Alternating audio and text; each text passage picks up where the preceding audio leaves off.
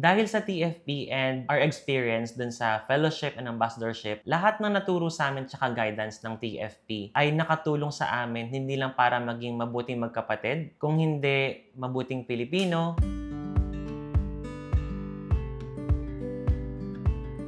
My name is Hamilton Villapando from Cohort 2017. I'm currently the Persons with Disability Affairs Officer here in the Municipality of Gumaca. I'm Holden Andrew Villapando from Cohort 2022, and I am a Technical Assistant at the Central Office, Department of Education under the Office of the Secretary.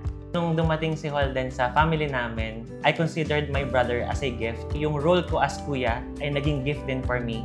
Si Kuya kasi ay nagsilbing tutor ko before during grade school. Ako yung pinag-practicean niya ng lahat ng teaching strategies na natutunan niya sa college. Natapos ko talaga yung course ng education. Yung right after graduation, first job ko talaga ay sa Middle East na. Doon ako nagsimula na magturo. Akala ko, mission accomplished na yon. Pero pag uwi ko ng Pilipinas, napanood ko sa TV yung Teach for the Philippines, sabi ko, hindi pa pala mission accomplished. This time, kailangan kong ma-maximize yung pagiging teacher ko sa pagtuturo naman sa mga kabataang Pilipino.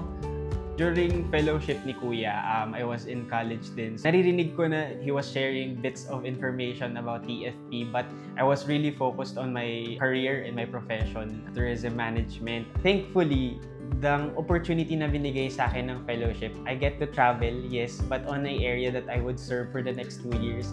And I met tons of people in the faces of my students. Pre-fellowship program pa lang, something unique na experience namin. Kasi para kami mga housemates na nasa isang lugar, tapos isa lang yung inyong mission, kundi maging transformational leaders in the future through teaching kids in the classroom. I think yung naging advantage is napagdaanan niya na lahat. Yung encouragement na binibigay niya sa akin helped me push through with the program.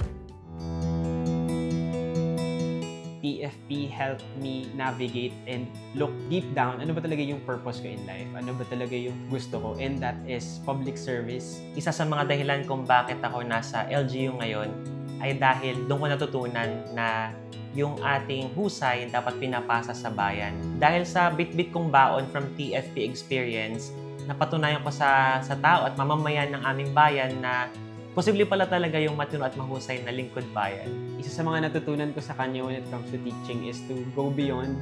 Go beyond hindi lang para mas engaged yung mga bata o dahil mas masaya yung mga bata, but because ito yung deserve ng mga bata. I'm a better Filipino because of Teach for the Philippines. Kapag better Filipino ka, gagawin mo na pala yung lahat ng makakaya mo at husay mo para makapag-ambag ka sa pagbabago ng ating bansa.